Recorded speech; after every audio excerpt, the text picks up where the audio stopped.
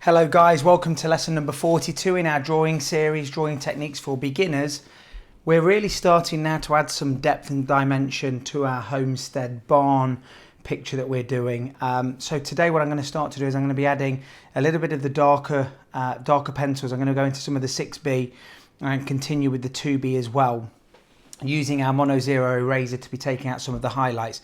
But I think in today's session we're really going to start now seeing some of the details coming to life, and we'll do maybe a little bit of work on this roof over to the right hand side. So without further ado, let's start with this 2B pencil. So I'm going to again just be starting in some of these darker areas. If this is the first time you've found my channel, thanks so much for clicking on that thumbnail. Like I say, this is lesson number 42, and I know that a few people have had a few comments from people that have sort of tried to jump in to some of these tutorials, and they've not really gone through some of the earlier videos. So what I really would recommend you doing is having a look at the entire series. There's no rush. Like I said, we've done 42. This is lesson 42 now, but there's no rush to keep up with us. Have a look at some of those earlier lessons and just get to grips with some of the techniques that we've been looking at and trying to adopt in some of our drawings. We've done a couple of portraits. We've done a really nice baby portrait. That was one of our first major projects.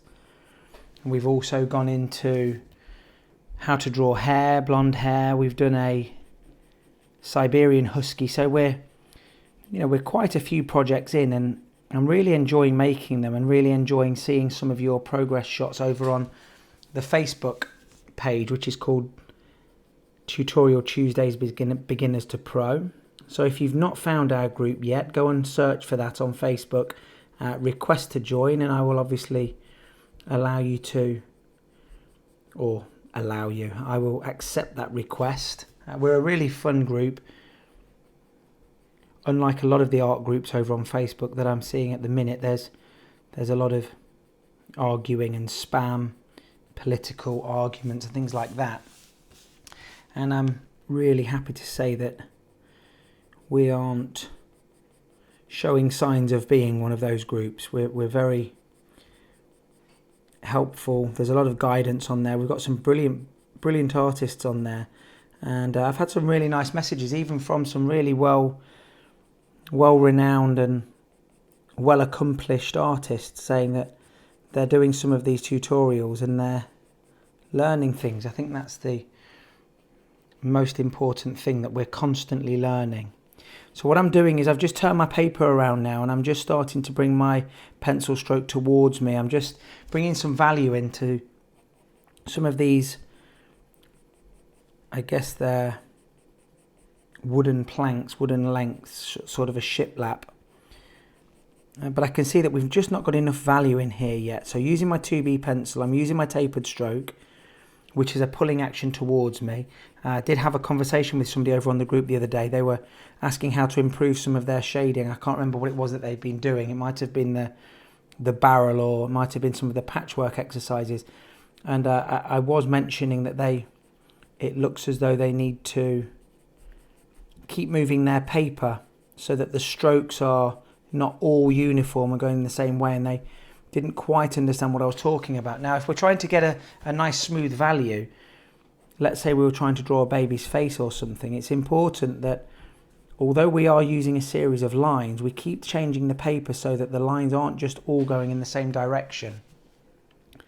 If we have the same direction, if we're not careful and we're unable to keep the lines very uniform and with very little gap in between them, what we have is we tend to get a very textured look, and sometimes that's not entirely what we're after. But in this case, because we have got these horizontal slats going across sort of from left to right as we're looking at this in the landscape orientation, we can use that to our benefit, and we can be less diligent, I guess, with trying to keep these pencil strokes very close together. If I was drawing a baby's skin, this would need to be very smooth, and we don't want these lines in there. So by overlapping the tapered strokes and making sure that I'm turning my page not just at a 90-degree angle, but working in all of the different angles. That would help us get a very, very smooth look to our value.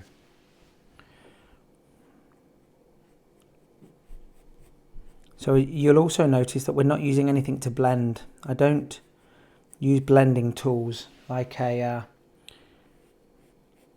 blending stump or anything like that. And the reason for that is I want to try and keep the tooth of the paper intact. I don't want to flatten the tooth of the paper, and I don't want to create too much graphite shine. It's absolutely impossible to avoid it completely because we're using graphite, and graphite itself is a very smooth material as it comes away from the pencil itself. It sits very flat, so it gives us a very shiny look to it. But I want to avoid that as much as I can. And we're going to avoid it by not having to press on too hard, and certainly not grinding down the graphite into the tooth of the paper via a tortillon or Q-tip. So this is the technique that I use for all of my graphite work, all of my commissions that I do. I just think it gives a very, very realistic look, not only up close, but also from a distance. You know, what we're trying to do as artists is we're trying to trick the viewer into believing that what they're looking at is something realistic and, you know, potentially a photograph. Now, I know there are many different types of art, and realism is just one strand of that. But it's certainly the strand that I have found myself being drawn towards.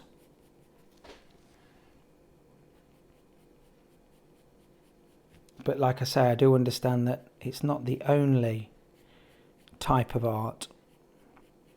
But that's what I'm striving for. I'm striving for realness, realism, photorealism in some cases. And the techniques that I'm teaching you are going to help with that. So I'm just bringing out some of these darker zones now in this fencing. That will then allow me to know exactly how dark I need to go with the actual wood panels, the wood slats themselves, the wooden planks, I guess, what this fence is made up out of. Don't forget to find me over on Instagram as well, guys. You'll see a selection of my work on there. Let me know that you've sent me a message to say that you're part of the group or you're part of the YouTube channel, and I'll follow you back as well, and we can just start sharing our work with one another. It's at artisticn1k, which is the same as the YouTube channel. Also, don't forget to make yourself known in the group, on the Facebook group. It's nice to know where you're from, what you're doing, what your latest projects are.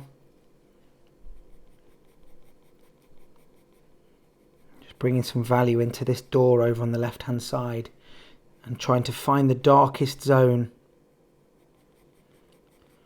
What we're trying to do throughout our drawings is we're trying to make sure that we understand, even within the darker areas, where the darkest part of that area is. And for me here, it's this right hand side of this doorway. So I'm going to make sure I keep layering. I start there and fade out towards the left hand side, creating that look of depth and dimension. Now I can see we've got a lot more value in this area because there are two, I guess they're windows or openings. And it's important that we have some value in contrast to that, because at the moment what I've actually got in there isn't enough of a contrast to make those appear that there's light coming through them. So the only thing that I do ever use, which you might consider to blend, is this very soft brush. I'm not damaging the tooth of the paper with this at all. It's an old brush that I got from an art shop. I've had this for 3 years now. I've never needed to change it. I've never even had to really clean it. A makeup brush will do.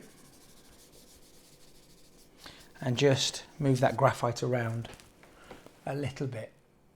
So what I'm now going to do is I'm going to come in with some very dark values now. I'm going to use my 6B pencil because I've identified these two windows here and here as being some of the darkest areas. Now I need to keep those my darkest zones. So I'm going to just start to bring some 6B in now. And again, using my tapered stroke, I'm just layering another layer of graphite on the top of what I already have. And that's just going to now start to darken this up. I heard somebody on another art group talking last week about getting very dark darks with their pencils and how they struggle with them. Because once you sort of reach a point of saturation with the pencils, it's very difficult to get very dark. And one of the ways in which we can create more darkness is the technique that I'm showing you, where we are layering and we're not damaging the paper. As soon as we start to burnish the paper, which means we're really flattening the tooth of the paper, which is actually a technique that we use with coloured pencils. But with a graphite pencil, once you burnish the paper can no longer take any more value. So you're kind of stuck at the value that you have there. And this technique where we are layering and just moving our tapered stroke in different directions until we get a very rich tone, a rich value, is certainly one way of doing it. The other way, I tend to use a black coloured pencil towards the end. And we might find that we're going to do a little bit of that in our barn, just in some of the darker areas. Now if you look carefully on our reference image, in this darkened window at the top, there are some what look like either the reflection of some light, or it's just where light's peering through some of those slats. But it's very, very subtle. You possibly can't see it on my reference image through the camera right now. So you might need to look closely at your reference image, maybe even looking at it on a higher resolution screen like a phone or an iPad or a computer screen to see that. But that's certainly something that I'm going to try and pull out, and I'm going to try and pull them out in a second with my Mono Zero eraser. I'm just going to get a little bit of value in there with this 6B.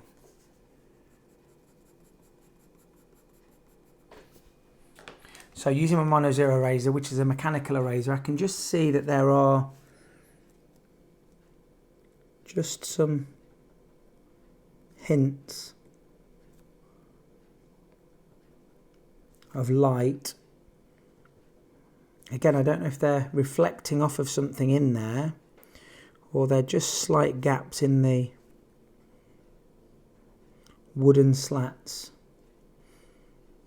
But nevertheless, they're in there, and I want them in there. So I'm just brushing in a little bit now, just to bring the tone of that down. Because they're not too harsh, they're not very, very bright. Okay, so I'm going to again use the 6B, and I'm just going to start coming into the corner of these eaves, and I'm just going to bring the value down and fade away, just so that we have that appearance of almost a shadow.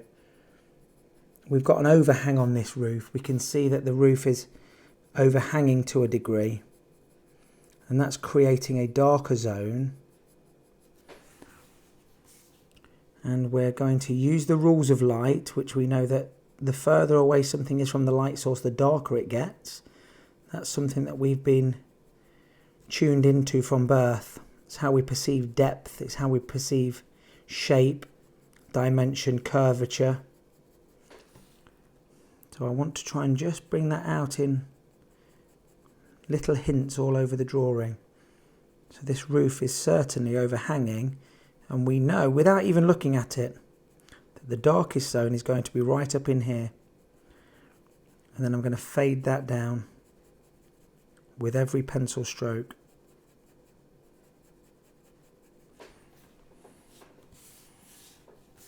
And similar on this side.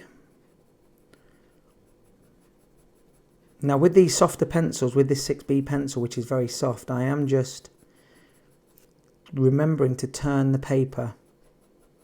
Sorry, turn the pencil. I'm turning the paper as well, just so that I'm getting my most consistent stroke going in the correct direction. But I'm turning the pencil constantly, and it gives me this kind of self-sharpening aspect. So I'm not having to constantly be sharpening and resharpening my pencil, which is time consuming, but it's also expensive. The more you sharpen the pencil, the more you wear the pencil down, the more you have to purchase new art supplies.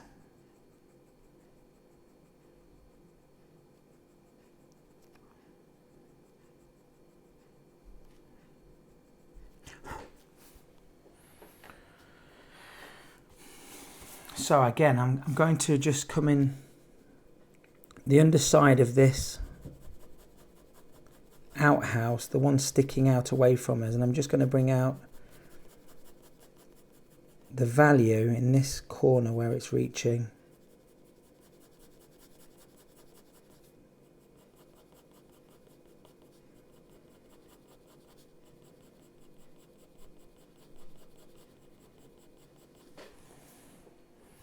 Again, just giving that hint that there is an overhang and the light is not quite getting under there as well as in other areas, which is giving us that shadowy look.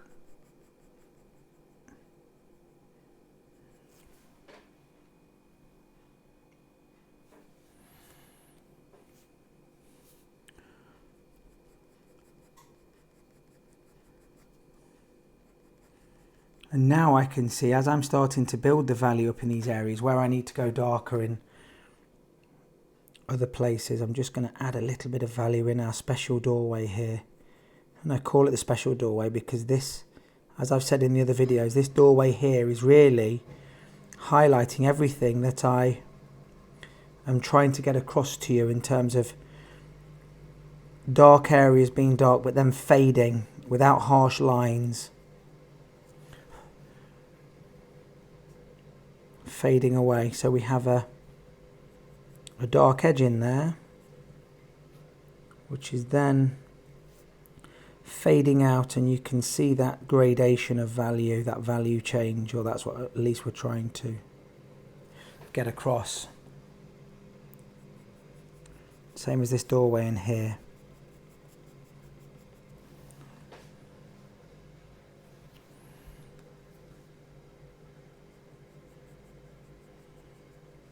And because we're applying this layer of 6B in these areas, even if we then go over them later on with a lighter shaded pencil, maybe an HB or a 2B, we're still going to be bringing the value up and they're still going to remain the darkest areas.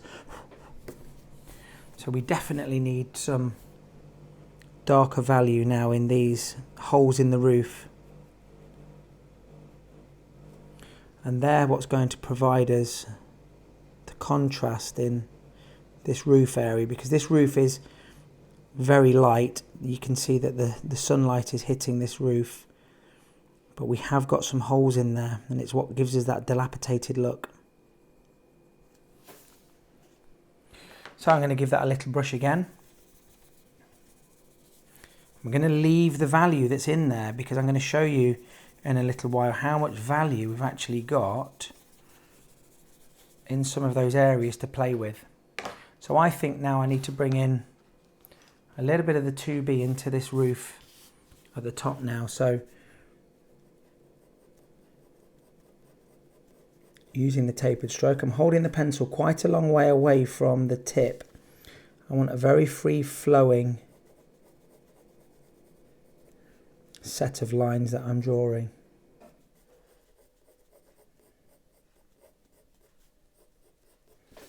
We're just paying attention to some of those details. There are some tiles in there and some rafters.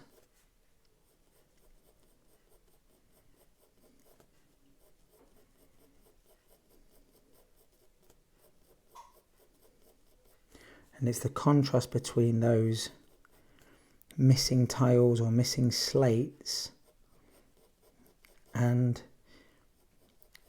the holes underneath the wood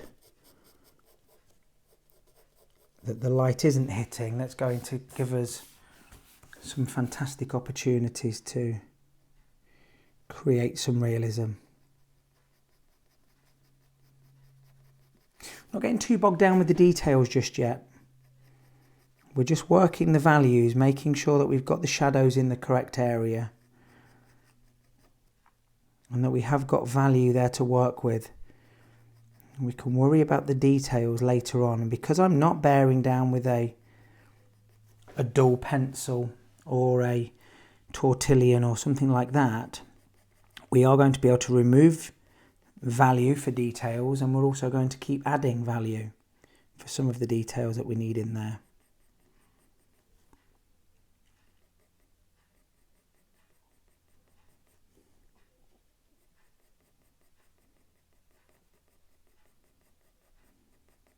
So this has been a really fun project so far. I'm really enjoying it. We are going to add a background to this. We're going to add some clouds that obviously aren't in the reference image itself. So don't go too far ahead. By all means, crack on and get as much of this done as you can. But don't go too far into the background. I'm going to show you how we're going to draw some of those lighter grasses in the front.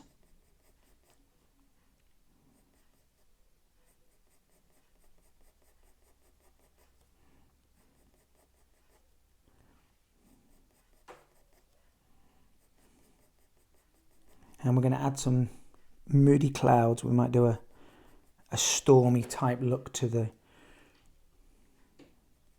clouds. So I'm using my 2B pencil here. Again, I'm just feathering it on. Just paying attention to some of the general directions that some of these, I guess these are the tiles that are still intact. Just getting sort of a foundation layer, a base layer on. And then we can take out some of the value with the eraser for some of the details, and we can add some darker zones. Just to give us some depth and make these look like they have a dimension to them. And it's not just a flat value. That's the key that we want to be trying to get across as much as we can, that what we're looking at isn't something that's flat, it's something that's got dimension.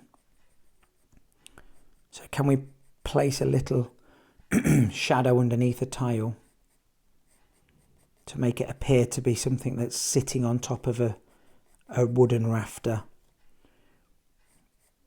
And the better you become at this, the more opportunities you find throughout your drawing to do it, the more detailed you become, the better each drawing becomes.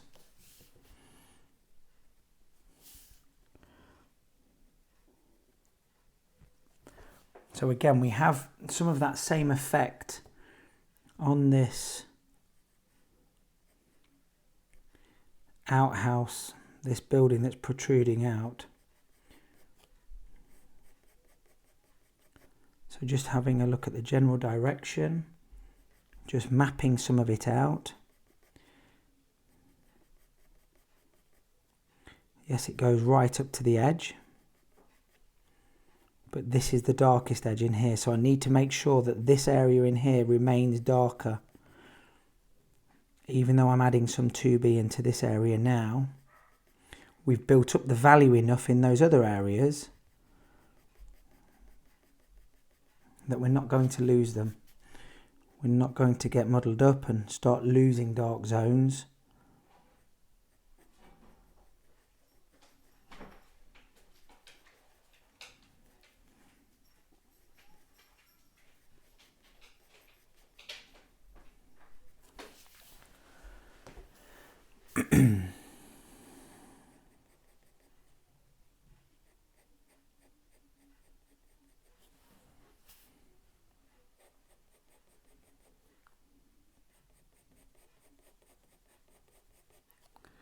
Just looking for some of those parallel lines that are sitting in that roof area where I'm guessing the tiles have fallen off, and they're revealing the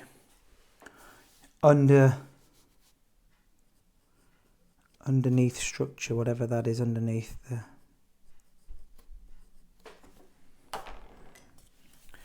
So I'm going to give that a brush. And then coming back to our Mono Zero razor now, I'm just going to start taking some of those wooden slats out.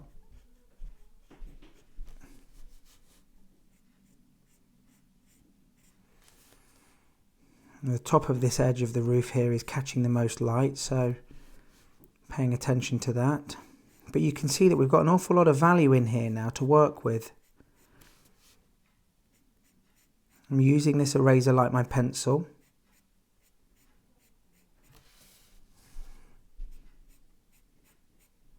And I'm not being too regimental, and you know, I could easily get a ruler out here and try to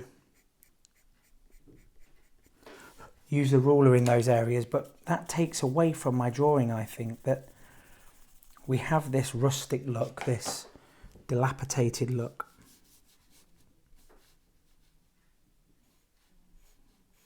I want to try and keep that. It's what makes this drawing have character.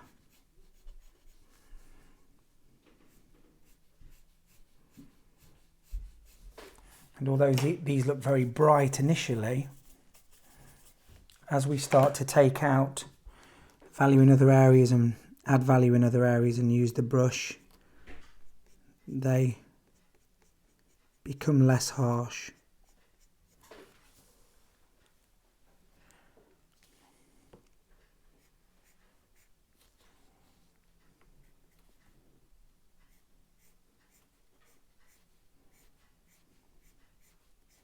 Because we haven't gone in with a Q-tip or tortillon, I can do this process as often as I like.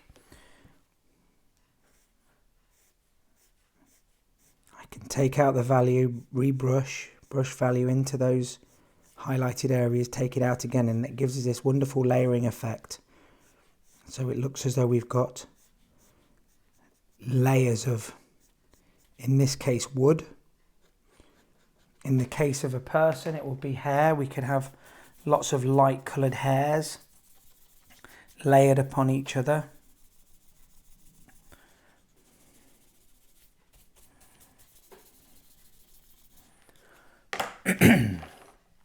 So now coming back in with my 2B pencil, I can see that I need some more value in these zones.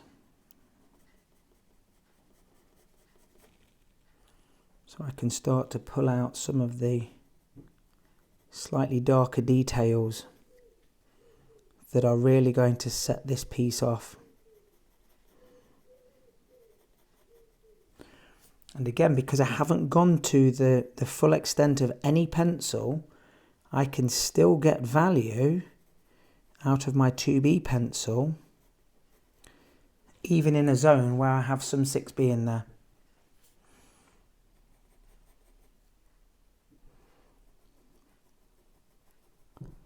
And that's a brilliant thing to be able to do.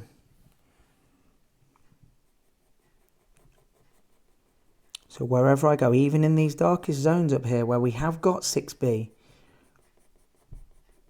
I can still keep layering and I'm still able to get value out of my 2B.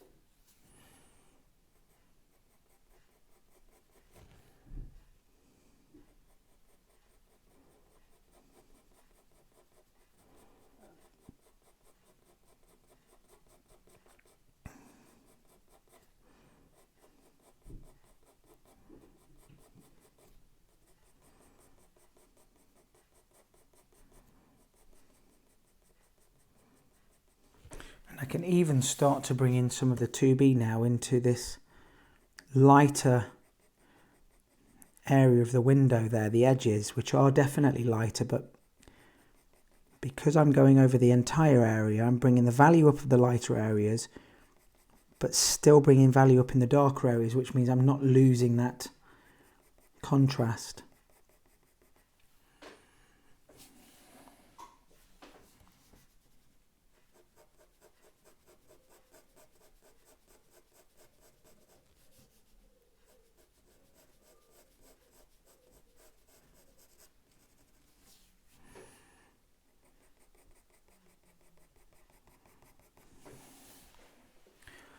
So definitely more value needed in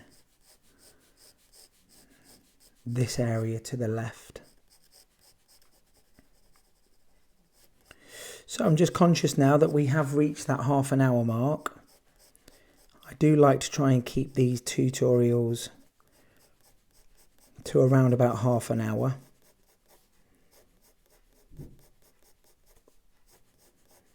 So what I think we're going to continue doing now is building the value up, adding some of the details now in these zones. So I can see I need much more value now in this area here. This is too bright. And the only reason I know that now is because I've brought the value up in the other areas.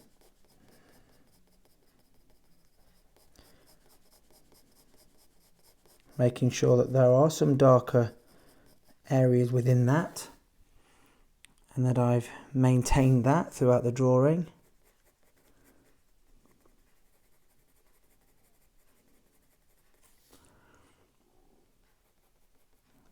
So using the 2B,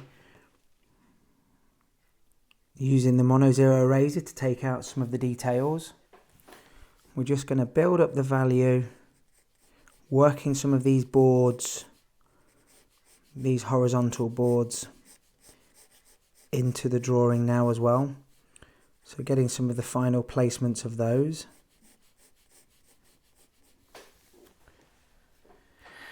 And I think that will, I'd probably spend another half an hour to an hour doing that. So I will continue to do that. So next week, when we come to the next video, you'll see that I've built up some of the values in these areas, and then we will hopefully get onto some of the details around these steps and the bright side of this building.